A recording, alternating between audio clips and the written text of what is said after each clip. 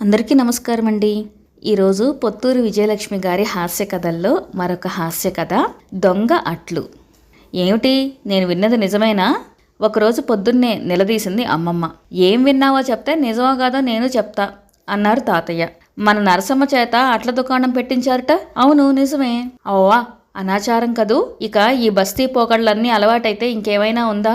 అసలే నిప్పు కడిగి నీళ్లు తాగేవాళ్ళున్న ఊళ్ళో అట్లు ఆవడలు అమ్మిస్తే ఉన్న పద్ధతి కాస్త గంగలో కలిసిపోదు. లబలబలాడింది అమ్మమ్మ. ఏం చేయమంటావు? దాని గతి అదోగతి అయిపోయింది. కట్టుకున్నవాడు కాలం చెల్లిపోయినా అత్తమామలు భద్రంగా ఉన్నారు. 4 పిల్లలు, మరిది. ఈ సంసారం ఏడవడం నా వల్ల కాదు మామయ్య. ఏ బాపట్లో రేపల్లో పోయి పూటకొళ్ళ ఇల్లు నడుపుకుంటాను అని ఏడ్చింది. జాలేసి ఈ ఉపాయం చెప్పాం. అమ్మమ్మ మెత్తబడింది. సర్లేండి, ఏం చేస్తాం? ఇంతకీ అట్టెంతేంటి అడిగింది. అర్ధణ చెప్పాడు తాతయ్య. అమ్మో, అట్టుముక్క అర్ధనానా?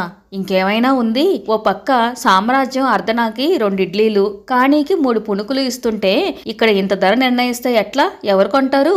అట్టు నువ్వు పోసే అట్టులా పేపర్ కాగితంలా లేదులే. ఒక్కటి తింటే కడుపు నిండిపోతుంది అనేసి నోరు జారారు. అంటే మీరు తిన్నారా?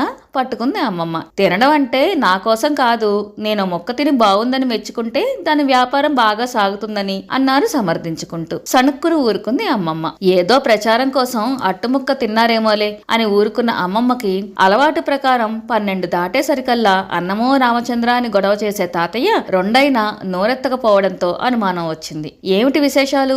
రోజు ఏదో నెపం మీద అటుపోయి అట్టముక్కలు తినొస్తున్నారా అని నిలదీసి అడిగేసింది. ముందు నసిగిన చివరకు ఒప్పుకున్నారు. శ్రీరామచంద్ర, మీ తండ్రి గారి సమయంలో ఉన్న శ్రీ చక్రార్చన ఎలాగో గాలి కొదిలేశారు. ఇక ఇప్పుడు పలహారాలు చేసి సంధ్యావందనం చేస్తారా? పాపం కాదటండి అని లబలబలాడింది. ఏం పాపం కాదుట, ఆరోగ్యరీత్యా పనిచేస్తుందిట. హోమియో డాక్టర్ చెప్పాడు. మన శాస్త్రులు గారేమో పలహారం చేసినా పర్వాలేదు, ఉప్పు నీళ్లు నెత్తిన చల్లుకుని పుండరీక్ష అనుకుంటే దోషం పోతుంది అన్నారు అని చెప్పారు తాతయ్య. బాగానే ఉంది సంబడం. అందరూ ఏకమైపోయారన్నమాట. ఇక నేనెంత నెత్తి నోరు బాతుకున్నా ఏం ప్రయోజనం అని వాపోయింది. అమ్మ రాగానే ఇదంతా చెప్పుకుని బాధపడింది. అంతా విని, అమ్మయ్య, ఇంతకాలానికి మా నాన్నకి కష్టాలు గట్టెక్కాయి. ఇక నువ్వు దీపాలు పెట్టాక పొద్దుటి భోజనం పెట్టినా పర్వాలేదు అంది అమ్మ నవ్వుతూ.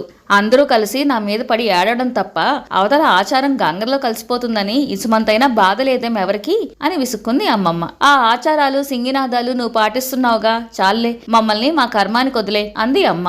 అంటే నువ్వు కూడా వెళ్ళి అట్టముక్కలు తినొస్తావా? ఆక్రోశించింది అమ్మమ్మ. అన్నయ్యని పంపించి 4 అట్లు తెప్పించింది అమ్మ.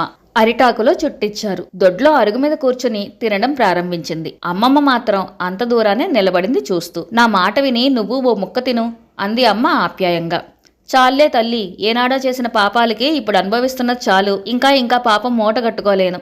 అటువైపుకు కూడా రాను అంది విసురుగా. అన్నదే గాని ఆ చుట్టుపక్కలే తచ్చాడుతూ ఉంది. బాగానే ఉన్నాయి అట్లు, 2 వైపులా ఎర్రగా కాల్చినట్లుంది. ఏం పచ్చడేంటి, గుమగుమలాడిపోతోంది. ఆచారాలు గాలి కొదిలేస్తే అంతా ఆనందమే. కానియండి, తినండి అంటూనే ఉంది. అమ్మ ఉన్న 4 రోజులు రోజు అట్లు తెప్పించుకుని తిన్నాం. వెళ్తూ అమ్మ తాతయ్య చేతిలో ఖర్చులకుంటాయి ఉంచండి అంటూ 10 రూపాయలు పెట్టింది. హారి భగవంతుడా, చివరికి ఆడపిల్ల దగ్గర డబ్బులు తీసుకుంటున్నారా అట్టుముక్కలకి అంది అమ్మమ్మ. నాకు కూతురైనా కొడుకైనా అదే కదా, దోషం లేదు అన్నారు తాతయ్య. వారం రోజులు గడిచాయి. ఒకరోజు అమ్మమ్మ నన్ను పిలిచింది. అమ్మడు, నాకు ఒంట్లో బాగుండడం లేదే, మెడనరాలు లాగేస్తున్నాయి. చేతులు కాళ్ళు ఒకటే పీకులు, చెవుల్లో ఒకటే హోరు. ఈ మధ్య మీ తాతయ్య పూలరంగడ్లా ఉన్నారు, చూస్తూనే ఉన్నావు కదా. పోనీ ఓ అట్టముక్క తింటే నా రోగాలన్నీ కూడా తగ్గిపోతాయేమో చూద్దామంటావా అంది మెల్లగా. ఓ, దానికేం భాగ్యం, రేపే తిని చూడు.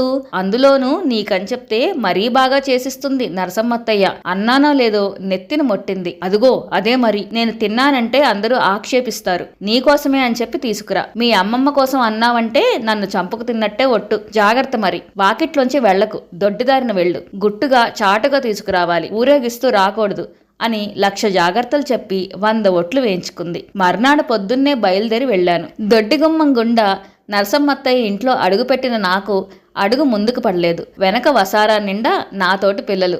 అందరూ నాలాగే దొంగట్లు తీసుకెళ్లడానికే వచ్చారట.